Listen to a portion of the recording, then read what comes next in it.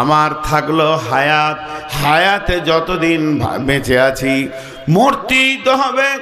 আমার দ্রুত গতিতে আমরা দৌড়ছি, যতগুলো মানুষ আছে দৌড়ছি, এমন একটা দিকে দৌড়ছি যেদিকে মওত রয়েছে। তাহলে ভালো আমলগুলো করে নি, এগুলো তো আমার কাজে লাগবে। এগুলো আমল যদি না করি তাহলে মরার পরে আমি বিপদে পড়ে যাব।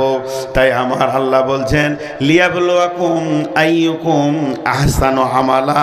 তোর মাথার ভিতরে যখন ঢুকে যাবে আমি মওতের দিকে দৌড়ছি, তখন তুই ভালো আমল করতে লেগে যাবি।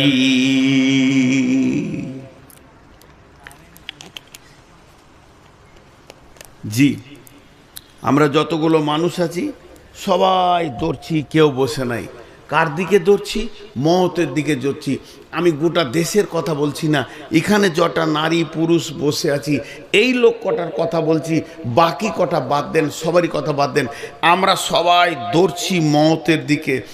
একজন উঠে বলেন আমি জীবনে মরব না, আমি লিখিত দেবো, তোমাকে আমল করতে হবে না। আর যদি আমরা এটা মাথায় ভরে নিই, যতগুলো লোক আছে আপনি একটা একটা করে ধরে কাউন্টিং করেন, এই মরবি কিনা? হ্যাঁ মরবো। মরবি কিনা? হ্যাঁ মরবো। মরবি কিনা? হ্যাঁ মরবো। তাহলে আমাদের ধরেলেন সবাই পশ্চিম দিকে মুখ করে দৌড়ছি। কারো মতটা আছে 1 বছর পর, 2 বছর পর, 20 বছর পর, কিন্তু মত আছেই, এটা শিরোধার্য। যখনই মাথায় হয়ে যাবে তখন ওই পারে কি কি লাগে? নামাজ লাগে, রোজা লাগে, হজ লাগে, জাকাত লাগে, দান লাগে, খয়রাত লাগে। আল্লাহ এই জন্য এক কথাই বলেছেন লিয়াবলুয়াকুম আইয়ুকুম আহসানু আমালা। আমার গোলামের মাথায় যখন মতটা ঢুকে যাবে তখন তারা ভালো আমলের প্রতিযোগিতায় লেগে যাবে। তারা দুনিয়াকে ত্যাগ করবে আর বেশি বেশি করে আমল করার চেষ্টা করবে। তাহলে তাদের ভিতরে ভালো আমলের প্রবণতা এসে যাবে। উঠবেন না ভাই, একটু সময় দেন, অন্য আয়াতে যাচ্ছি। এবার একটা কথা আপনাদেরকে বলবো। কথাটা কি? বিসমিল্লাহির রহমানির রহিম। আল্লাহু লা ইলাহা ইল্লাহু আল হাইয়ুল কাইয়্যুম লা তাখুযুহু সিনাতুন ওয়া লা নাওম লাহু মা ফিস সামাওয়াতি ওয়া মা ফিল আরদি من ذا الذي يشفع عنده إلا بإذنه يعلم ما بين أيديهم وما خلفهم ولا يحيطون بشيء من علمه إلا بما شاء وسع كرسيه السماوات والأرض ولا يعوده حفظهما وهو العلي العظيم। এই আয়াতটা হলো সূরা বাকারার আয়াত। আয়াতটা আলাদা নাম আছে আয়াতুল কুরসি। কুরসি মানে হচ্ছে সিংহাসন, আল্লাহর সিংহাসনের বর্ণনা আছে এই আয়াতটার ভিতরে। আল্লাহ কেমন ক্ষমতা তার বর্ণনা আছে এই আয়াতটার ভিতরে। 12টা সাবজেক্ট আছে আর 19টা অনুশীলন রয়েছে। এই আয়াতটার তর্জমা আলাদা, এর তাফসীর আলাদা। তবে মওতের ক্ষেত্রে আয়াতটা পড়লাম কেন? বিশ্ব নবী নবী মুহাম্মদ রাসূলুল্লাহ সাল্লাল্লাহু আলাইহি সাল্লাম এই আয়াতটা সুন্দর একটা ফজিলত দিয়ে গেছেন। ফজিলতটা কি? এই আয়াতটা যে প্রতিদিন 5 বার পড়বে কিংবা 7 বার পড়বে, 5 বার পড়বে কিংবা 7 বার পড়বে, 5 বার পড়লেও হবে, 7 বার পড়লেও হবে। সময়টা কখন? ফরজ নামাজের সালাম ফিরার পর, সুন্নতের আগে। ফরজ নামাজের সালাম ফিরার পর 5 ওয়াক্তের সুন্নতের আগে এই আয়াতটা যে পড়বে ওই লোকটার ফজিলত কি, ওই লোকটার সম্মান কতটা বাড়বে। এই আয়াতটা ওই লোকটাকে কতটা সম্মানী করে দিবে। ওই লোকটা আল্লাহর কাছাকাছি মানুষ হয়ে যাবে। ও আর আল্লাহ, আল্লাহ আরো বেশি দূরে নয়। আল্লাহ তো আলিমুল গায়েব আলিমুম বিজাতিস সুদূর। তাই আল্লাহ ওকে দেখতে পেয়েছে কিন্তু আল্লাহকে দেখতে পেয়েছে না। মধ্যখানে একটা পর্দা রয়েছে। রয়েছে, পর্দাটা যেদিন ফেটে যাবে, ছিঁড়ে যাবে, উড়ে যাবে, ওই লোকটা নিজের চোখে আল্লাহকে দেখবে। এই আয়াতটা পড়লে আল্লাহর এত কাছে চলে গেছে, শুধুমাত্র একটা পর্দাতে আটকিয়ে রেখেছে। আর সাহাবীরা প্রশ্ন করলেন, ইয়া রাসূলুল্লাহ, ওই পর্দাটা কি বা কোথায় বা কেন আটকে দিল? আয়াতুল কুরসি পড়ার পরও আমি আল্লাহকে দেখতে পেছি না।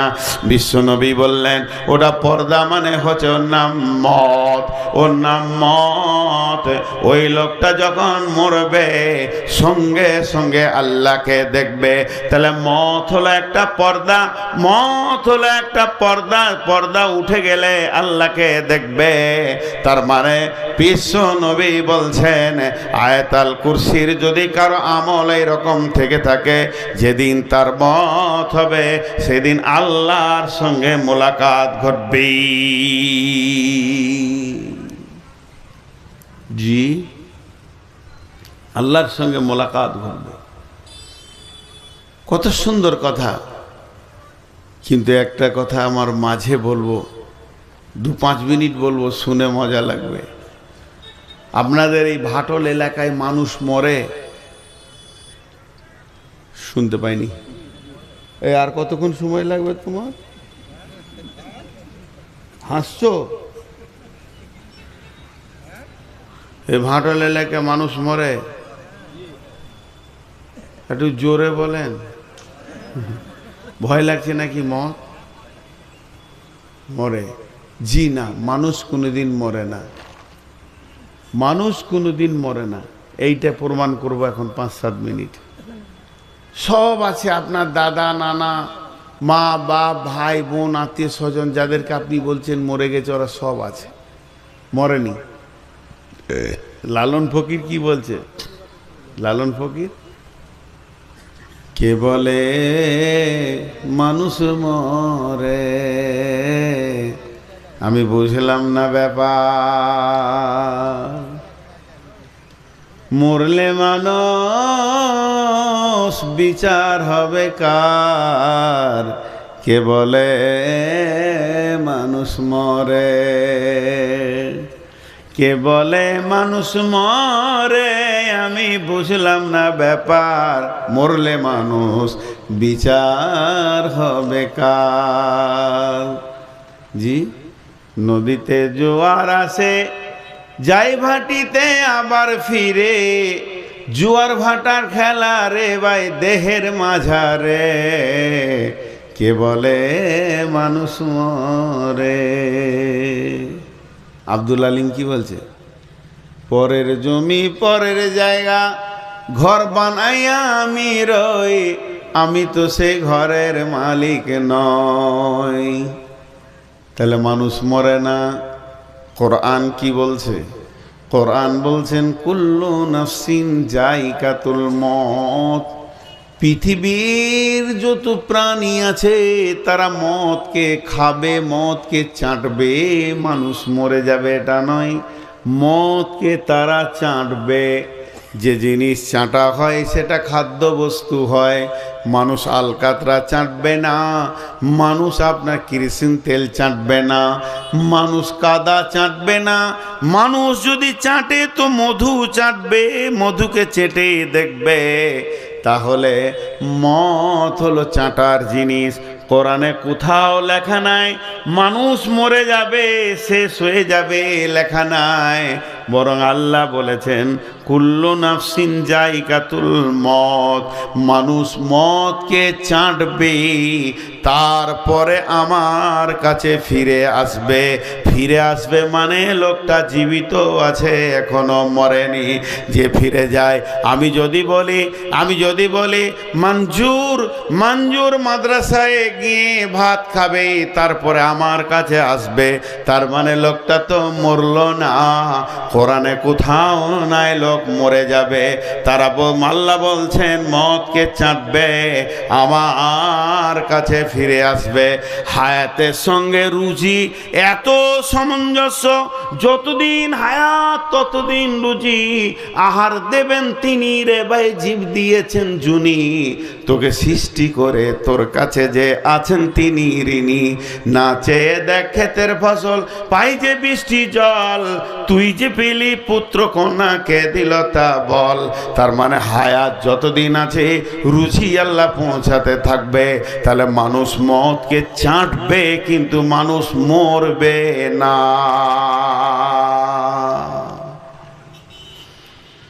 যে দুটো তিনটে উদাহরণ দিব, খুব সুন্দর করে বুঝতে পারবেন। প্রাইমারি স্কুল আপনাদের ভাটলে 4টা রুম আছে, 4টা রুমে 1 2 3 4 5 বসে আছে। অফিস রুমে 3 জন শিক্ষক এসেছে, 1 জন আসেনি, বা 5 জন শিক্ষকের মধ্যে 2 জন আসেনি, 3 জন এসছে। ছেলে পিলে হই করছে। ক্লাস 4 একটা খুব ভালো ছেলে আছে, ট্যালেন্টেড বুদ্ধিমান ছেলে। ওই ছেলেটাকে হেডমাস্টার বলছে, মিজানুর স্যার তুমি ক্লাস 1-এ ছেলেগুলোকে একটু থাবড়ে থুবড়ে রাখো তো, কোনো রকম। মাস্টার নাই, চলে গেছে ওখানে। একই জায়গায় আছে, খালি 4-এর রুম থেকে বেরিয়ে ক্লাস 1-এর রুমে আছে। মিজানুরের আব্বা যাচ্ছিল মাঠ, তো ছেলেটা স্কুলে এলো কিনা তাই দেখতে গিয়ে ক্লাস 4-এ ঢুকছে যখন, তখন বলছে, মিজানুর কই রে? যতগুলো ছেলে ছিল কি বলছে, ও নাই, ও নাই, চলে গেছে, ও নাই, চলে গেছে। কিন্তু হেডমাস্টারকে যখন জিজ্ঞেস করছে আমার বেটা কয়, বলছে আছে, স্কুলেই আছে, ওই রুমে নাই, এই রুমে আছে। ভাইরা আমার, আমি বলছি মা নাই, বাপ নাই, ভাই নাই, আমার দাদা নাই, দাদি নাই, নানা নাই, নানি নাই, ভবদেশ থেকে চলে গেছে। কিন্তু আল্লাহকে জিজ্ঞেস করেন ওরা কই? আল্লাহ বলবে আছে, আমার কাছে জমা আছে। দুনিয়া থেকে নিয়ে আমি ইল্লিনে দিয়েছি, সিজিনে দিয়েছি, আমার যে স্তর আছে সেইখানে জমা আছে। আজকে আপনি ভাটলে থানাতে গিয়ে বড়বাবুকে খুঁজছেন, কিন্তু রাতারাতি ওর পোস্ট চেঞ্জ হয়ে ইটাহার চলে গেছে। এরা বলবে নাই, কিন্তু এসপি বলবে আছে, ইটাহারে আছে। ভাইরা আমার, আপনারা যাকে দেখছেন মানুষটাকে, মানুষটা দেহ না আত্মা। কাকে আপনারা মানুষ বলবেন? দেহকে না আত্মাকে। দেহ কোনোদিন মানুষ নয়, আত্মাটা হলো মানুষ। নূর মোহাম্মদ কার নাম? দেহের নাম নয়, আত্মার নাম। আমি যেদিন মারা যাব, আমার ছেলে আমার মেয়ে কাঁদবে, আপনি গিয়ে বলবেন, মা তুমি কাঁদিও না, তোমার আব্বাই তো রয়েছে। আমার মেয়ে বলবে, না আমার আব্বা যিনি, তিনি নাই, তিনি চলে গেছেন। এটা আমার আব্বার বডিটা পড়ে আছে, এটা পচে যাবে, ধ্বংস হয়ে যাবে, মাটিতে মিশে যাবে। এতদিন যিনি আমাদেরকে স্নেহ ভালোবাসা দিতেন, ওই আব্বাটাকে আজরাইল নিয়ে চলে গেছে। তাহলে এই দেহের ভিতরে 2টা জিনিস রয়েছে, একটা রয়েছে দেহ, আর একটা আত্মা। সুম্মা ইলাইনা তুরজাউন, আল্লাহর কাছে দেহ ফিরবে না, আত্মা ফিরে যাবে। আত্মা এসেছে আল্লাহর কাছ থেকে, আত্মা ফিরে যাবে আল্লাহর কাছে। আত্মা এসেছে আল্লাহর কাছ থেকে, আজরাইল আত্মাকে নিয়ে চলে যাবে। তাই কোরআনে বলা হয়েছে, বিসমিল্লাহির রহমানির রহিম, ইয়া আইয়ুতুহান নাফসুল মুতমাইন্না ইরজিই ইলা রাব্বিকি রাদিয়াতাম মারদিয়া। হে নাফস, আত্মা, তুমি চলো তোমার রবের দিকে। ভালো আত্মা, তুমি আল্লাহকে রাজি করেছো, আল্লাহর দিকে ফিরে চলো। তেমনি খারাপ আত্মাকে বলা হবে, আত্মারে তুই বেরিয়ে আয়। দেহ তো তোকে দেয়া হয়েছিল, দেহটা তোর নয়, এটা আল্লাহ তোকে গিফট করেছিল, উপহার দিয়েছিল। পৃথিবীতে তুই ঘুরবি, ডিগ্রি হাসিল করবি, ব্যবসা বাণিজ্য করবি, তার জন্য তোকে দেহ বিচরণের জন্য দেহটা দেওয়া হয়েছে। দুনিয়া বিচরণ করার জন্য দেহ দেওয়া হয়েছে। দেহ ফেলে দে, তুই বেরিয়ে আয়। আত্মাকে নিয়ে যাওয়া হবে। আত্মার কোনোদিন মত হয় না। আত্মা আছে আমার দেহে, আজরাইল নিয়ে চলে যাবে। আত্মা তো মরবে না, আল্লাহর কাছে হাজির করে দেবে। আল্লাহ ইল্লিনে দেবেন, সিজ্জিনে দেবেন, জান্নাতে দেবেন, জাহান্নামে দেবেন। আত্মা আর কোনোদিন মত হয় না। এই আত্মা কি আল্লাহ বলেছেন, তোর তোর প্রথম তকদিরে যখন আমি লেখি তখন মতকে লিখেছি, তারপরে তোকে আমি হায়াত দিয়েছি, তুই ভালো আমল করবি বলে। দেহ আমল করে না, আত্মা আমল করে। ব্যবহার করা হয় দেহকে, মাইক আওয়াজ করে না। আওয়াজ করছি আমি বন্ধ করে দিলে সমস্ত মাইক বন্ধ, আমি আওয়াজ করলে সমস্ত মাইক আওয়াজ করবে। তাই দেহ আমল করে না, আমল করে আত্মা, ব্যবহার করে দেহকে। তাই আল্লাহ তাবারাক ওয়া তাআলা বলছেন, গোলাম রে, আত্মা কোনো দিন মরবে না। যেদিন মতকে চিনবে সেদিন আমার কাছে ফিরে আসবি। একটা উদাহরণ দিব আবার। আল্লাহ নিয়ত করলে যে নূর মোহাম্মদ নামে একটা মানুষকে পাঠাবো দুনিয়াতে, তো পৃথিবীর সৃষ্টির 50,000 পূর্বে, 50,000 বছর পূর্বে আমার তকদির লিখছে। বলেন, পৃথিবীর সৃষ্টির 50,000 বছর, 50,000, 50,000, 50,000 অর্ধ লাখ বছর পূর্বে আল্লাহ আমার তকদির লিখছেন। তাহলে আমি আজকে ভাটলের ময়দানে 11:30টায় উঠে বক্তব্য রাখবো, এটা পৃথিবীর সৃষ্টির 50,000 বছর পূর্বে লেখা হয়ে গেছে, কেউ না বলতে পারবে না। আর কি বিষয়ে বলবো, এরপরে কি বলবো আমি জানি না, আমার আল্লাহ জানে। এরপরে কি বলবো আমি জানি না, আমার আল্লাহ জানে তুই কোন কোন ভাষা বলবি। এবার এই উদাহরণটা মন দিয়ে শুনেন। লিখতে শুরু করলেন, যে লিখলেন নূর মোহাম্মদ নামে একটা ব্যক্তি যাবে, আর মতের ডেটটা আগে লেখ। কথাটা বোঝার চেষ্টা করেন, মতের ডেটটা আগে লিখ। যে মতের তারিখ লেখা হলো 2026 সালে সেপ্টেম্বর মাসে 13 তারিখে বিকাল 3:15 মরবে। যে আল্লাহ নিয়ত করলে নূর মোহাম্মদকে কত বয়স দেব? 54 বছর। যে ওইখান থেকে টেনে হায়াতকে বের করছে। আল্লাহ জি খালাকাল মাউতা ওয়াল হায়াতা, ওইখান থেকে হায়াতটা বের করছে।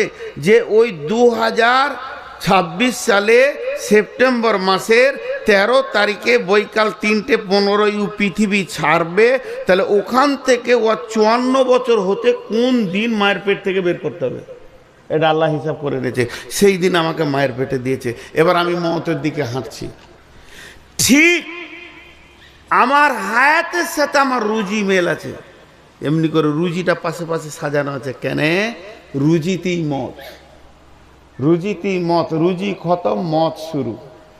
রুজি খতম, মত শুরু। রব্বুল আলামিন প্রথম রুজি আমার লিখলেন, শুরু কর। মায়ের পেট থেকে নানির কোলে আসবে, দাদির কোলে আসবে, খালা থাকবে, ফুফু থাকবে। তখন নূর মোহাম্মদ প্রথম রুজি খাবে কি? মধু। হয় মধু লেগেছেন আল্লাহ, না হয় লেগেছেন পানি। বাচ্চাটা জন্ম নিল, কাঁদতে শুরু করেছে, নানি দাদি মুখে পানি দেবে কিংবা মধু দেবে। এইটা হলো আমার শুরু খাবার। আস্তে আস্তে মায়ের বোঁটা টানতে টানতে কতদিন টানবো, কবার টানবো, কয়বার খাবো, সব লেখা আছে। তারপরে চলে এলো বিস্কিট। বিস্কুট খেতে খেতে চলে আসবে আমার কাছে কেক। আস্তে আস্তে আসবে ভাত, ডাল দিয়ে ভাত। এই ভাতের থালা যেতে যেতে মাছ, মাংস। হলারটা বড়, 2 ইঞ্চির হলার।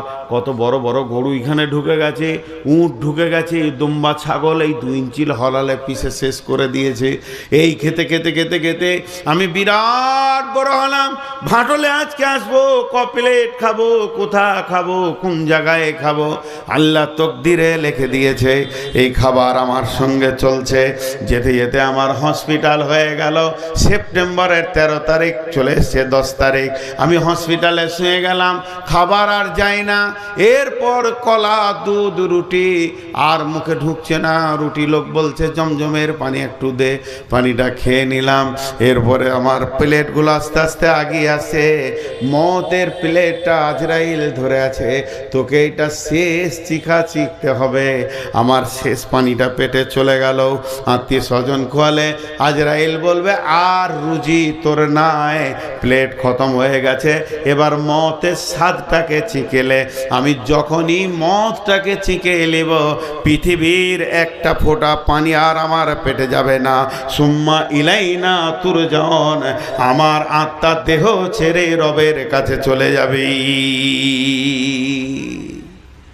এর নাম মদ। আচ্ছা, মদ মিষ্টি না তিতা? যে জিনিস খাওয়া যায় তার স্বাদ আছে, যে জিনিস খাওয়া যায় তার স্বাদ আছে। আর একবার বলছি, যে জিনিস খাওয়া যায় তার স্বাদ আছে। এতগুলো ভাই বসে আছেন, একবার হানা বলেন, যে জিনিস খাওয়া যায় তার স্বাদ, মিষ্টি, ফিকা, তিতা, কষ, যাই হোক তার স্বাদ আছে। তাহলে মতের স্বাদটা কি? এর উত্তর হচ্ছে, যে খেয়েছে সে তো চলে গেছে, তাহলে বলবো কি করে? যে খেয়েছে সে চলে গেছে, তাহলে তো বলা সম্ভব নয়। এবার আমি আপনাদেরকে অনুভূতি দিচ্ছি, আমিও বলতে পারবো না আমি খাইনি এই জন্য, কিন্তু অনুভূতি দিব জ্ঞান দিয়ে, বিবেক দিয়ে।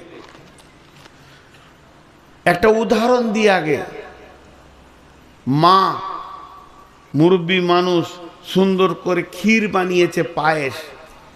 মালগুলো কোথা থেকে এনেছে? নিজের গাছের নারকেল, নিজের বাড়ির গায়ের দুধ, দুটো মালে ভেজাল নাই, নিজের মাঠের জমির ধান ভেজাল নাই, সবগুলো ভেজাল মুক্ত মাল দিয়ে এক হাঁড়ি ক্ষীর বানিয়েছে মা। 4টা ছেলে বসে খেয়েছে, আর একটা ছেলে শুয়ে আছে বিছানায়, খালি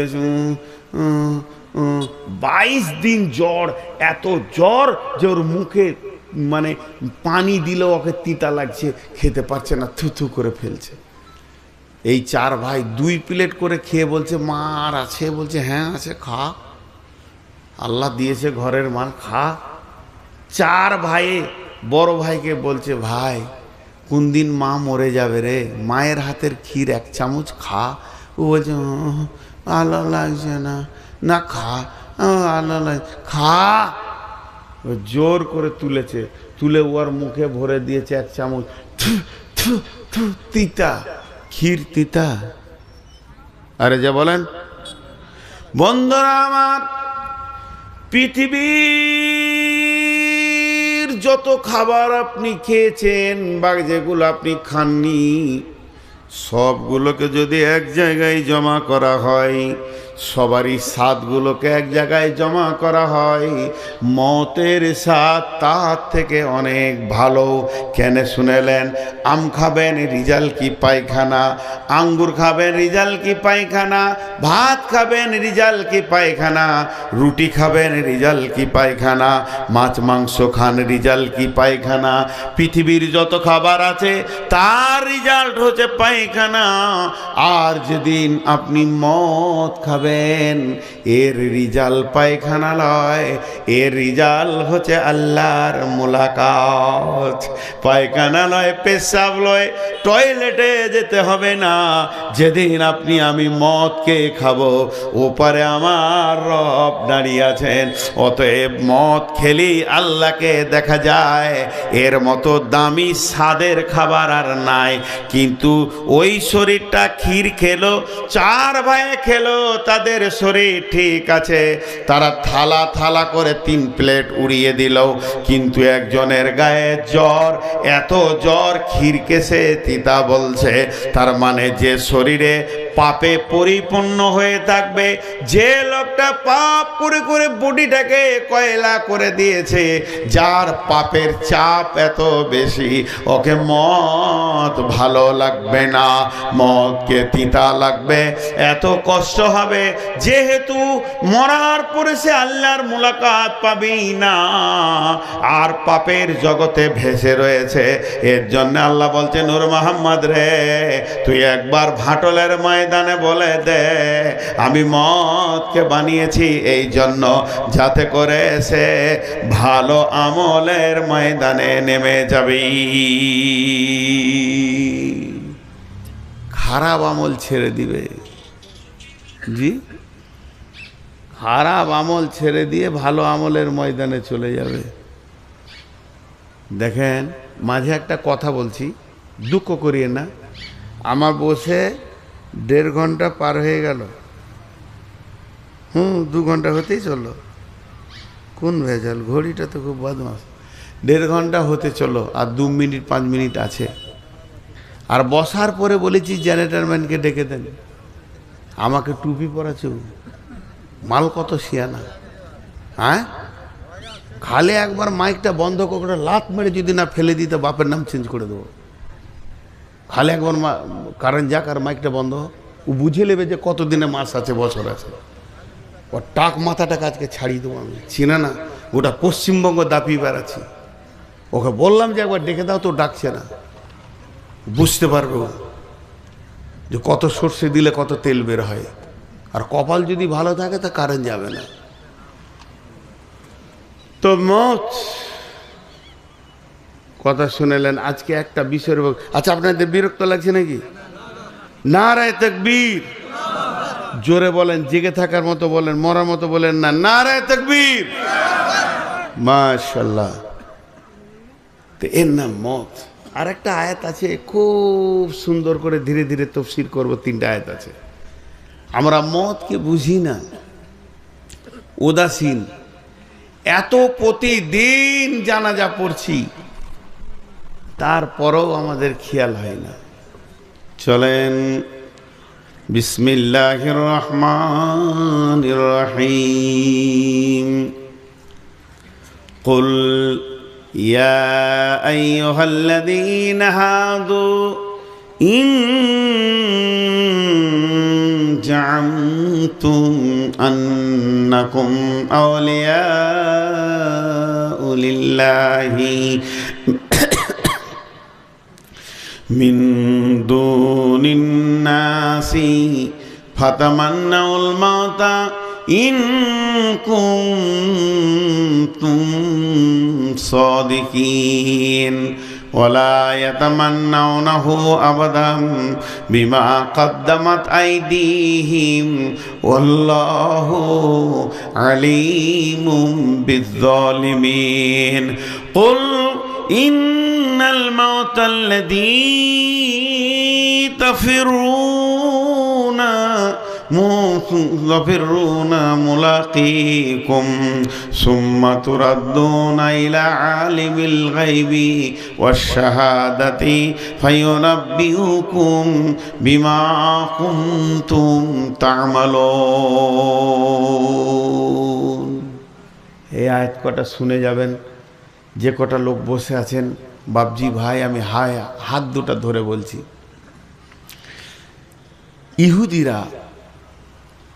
ইহুদি একটা গোষ্ঠী আছে যেটা ইসরায়েলে রয়েছে। এরা হিন্দু থেকে খারাপ, আর এরা হচ্ছে মুসলমানদের সব থেকে বড় দুশ্মন। এই ইহুদিরা সাহস কত দেখেন।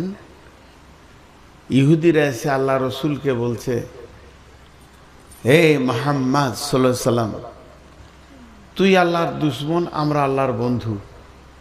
দাবিটা দেখেন কেমন। তুই আল্লাহর দুশ্মন আর আমরা আল্লাহর বন্ধু। দাবিটা উল্টা না সিধা? জোরে বলেন। উল্টা, কিন্তু ওদের মতে সিধা। এখন একটা উদাহরণ দিব।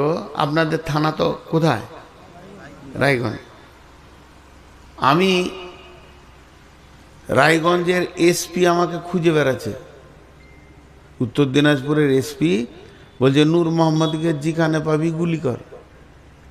ওরা দুনিয়াতে বাঁচার দরকার নাই, বদমাশ লোক। আর আমাকে তিলে তিলে খুঁজছে, এলান করে দিয়েছে ফেসবুকে, ওকে যে মার্ডার করতে পারবি তার তো কেস হবেই না, সরকার 10 লাখ টাকা দিবে। এই রকম লোক আমি, আর এখানে জালসা করছি। এই ঘটনাটা কে জানে না, ভাটলের লোক, শুধু সভাপতি জানে। তো উনি জানে যে একে খুঁজছে। আমি এখানে বসে বসে বলছি, আপনাদের এসপি হল আমার দোস্ত, এত ভালো মানুষ। যদি একবার আমার খবর শুনে যে আমি ভাটলে আছি, তো এক্ষুনি গাড়ি পাঠিয়ে দেবে, আমাকে 3 দিন খাওয়াবে, খালি ছাড়বে না। তা আপনারা বিশ্বাস করছেন? তখন আপনাদের সভাপতি আমার কানের কাছে এসে বলছে, খবর দেবো। কেমন লাগবে শুনে বলেন তো? খবর দেবো, গাড়ি পাঠাবে তোর লেগে, চেপে যাবি, তো ভেজাল লাগবে। তো ইহুদিরা সে যখন রসুলকে বললেন তুই আল্লাহর দুশ্মন, আমরা আল্লাহর বন্ধু, তখন আল্লাহ বলছে হে নবী ওদেরকে বলো, ইয়া আইয়ুহাল্লাযীনা হাদু, এ ইহুদির দল, ইন জামতুম আন্নাকুম আউলিয়াউ লিল্লাহি মিন দুনিন নাসি, পৃথিবীর যত মানুষ আছে সবকে বাদ দিয়ে তোরা যদি আল্লাহর বন্ধু হয়ে যাস, তাহলে এক কাজ কর, ফাতামান্নাউল মাউতা, মতকে তামান্না কর। আল্লাহর কাছে যাওয়ার জন্যে হুন্ডা লাগবে না, মারুতি চলবে না, বুলেরো চলবে না, স্করপিও চলবে না, সেখানে ঘোড়া যাবে না, গাধা যাবে না, প্লেন যাবে না, রেল যাবে না। পৃথিবীতে যত যানবাহন আছে মানুষকে এক জায়গা থেকে আর এক জায়গায় নিয়ে যায়। হুন্ডা চেপে নানার বাড়ি, শ্বশুর বাড়ি, মামার বাড়ি যাওয়া হবে, মারুতি চেপে বর্ধমান আর দিনাজপুর, পুরুলিয়া যাওয়া হবে, আপনার বাঁকুড়া, কলকাতা যাওয়া হবে। রেলে চাপলে চেন্নাই যাবেন, গুয়াহাটি যাবেন, আর কোথাও যাবেন। প্লেনে চেপে দুবাই যাবেন। এমন একটা যানবাহন নাই যেটা আপনি চেপে আল্লাহর কাছে যাবেন। আল্লাহর একটা যানবাহন আছে, ওইটা যেদিন আসবে আল্লাহর কাছে নিয়ে যাবে। সেই যানবাহনটার নাম হলো মত। মত নামে ঘোড়াতে যে চাপবে সে আল্লাহর কাছে পৌঁছাবে। তো ইহুদির দল, তোরা আল্লাহকে নিজের বন্ধু যখন বলছিস, যদি তোদের দাবিটা সত্য হয়, যদি তোদের দাবিটা সত্য হয়, তোরা এক কাজ কর, ফাতামান্নাউল মাউতা, তোরা মতকে তামান্না কর, মতকে কাছে ডাক, মতকে টেনে নে, মতকে নিয়ে আয়। ইন কুনতুম সাদিকিন, যদি তোরা সত্যবাদী হস। আল্লাহ বলছেন ওয়ালায়াতামান্নাউনাহু আবাদাম বিমা কাদ্দামাত আইদিহিম ওয়াল্লাহু আলিমুম বিযালিমিন। এরা কোনোদিন মত চাইবে না, কোনোদিন না, কসিম কালেও না, কোনোদিন মত চাইবে না। কেন চাইবে না? শুনে নাও, এদের দু হাতের আমল সব নোংরা। এরা নোংরা আমল করে আমার কাছে পাঠিয়ে রেখেছে। এরা জানে মত যদি আসি রিজাল্ট ভালো হবে না, কোনো দিন চাইবে না। আর আমি এমন একজন আল্লাহ, কে কে জালেম আর কে কে ভালো এটা আমি ভালো করে জানি। আল্লাহু আলিমুম বিযালিমিন, আমি জালেমদেরকে চিনতে পারি।